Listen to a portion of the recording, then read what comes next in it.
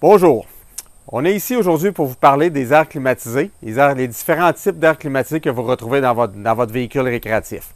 Un air climatisé conventionnel de véhicule récréatif va consommer 3000 watts.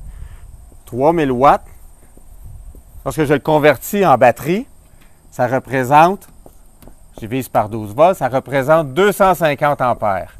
Donc, votre air climatisé fonctionne à 250 ampères-heure lorsqu'elle est en fonction. Si on prend les airs climatisés Soft Start, qu'on retrouve sur le marché depuis quelques années, on parle d'environ 1800 watts. C'est un air climatisé, souvent Soft Start, on appelle ça Soft Start, c'est qu'au démarrage, elle va prendre moins d'énergie qu'une air climatisé conventionnel. Donc, 1800 watts à 12 volts, on parle de 150 ampères de consommation.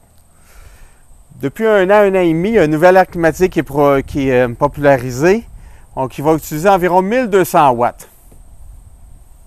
Beaucoup moins qu'une air climatisé conventionnelle, mais c'est tout de même 100 ampères à l'heure. 100 ampères heure, 100 ampères par heure, ça signifie quoi? Bien, ça signifie que si vous avez deux batteries 6 volts, on parle d'une heure et demie d'utilisation. Si vous avez une banque de batterie de 200 ampères lithium, on parle de 2 heures d'utilisation. Puis là, je ne parle pas de consommation de frigo ou autre appareil électrique que vous faites.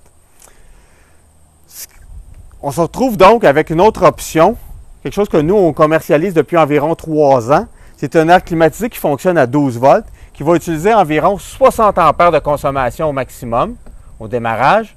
Et puis lorsque la température se stabilise, va consommer entre 15 et 25 ampères de consommation. C'est certain que c'est un air climatisé qui dégage environ 8500 BTU, ce qui est un peu moins que ce que vous allez trouver dans un véhicule comme un air climatisé conventionnel. Par contre, pour un classe B, caravane portée, ou encore pour une chambre à coucher, c'est idéal. L'air climatisé s'installe dans un trou 14-14, qui est le trou conventionnel qu'on retrouve sur les véhicules, donc facile de remplacement. On parle d'environ une superficie de 30 par 30 sur le toit, et puis elle a un profil bas pour causer moins d'impact, si on veut, par le vent sur la route. Donc, comme je vous dis, c'est quelque chose qu'on commercialise depuis 3 ans. On a fait pas mal tous les tests possibles et imaginables sur le produit. On est très satisfait des résultats.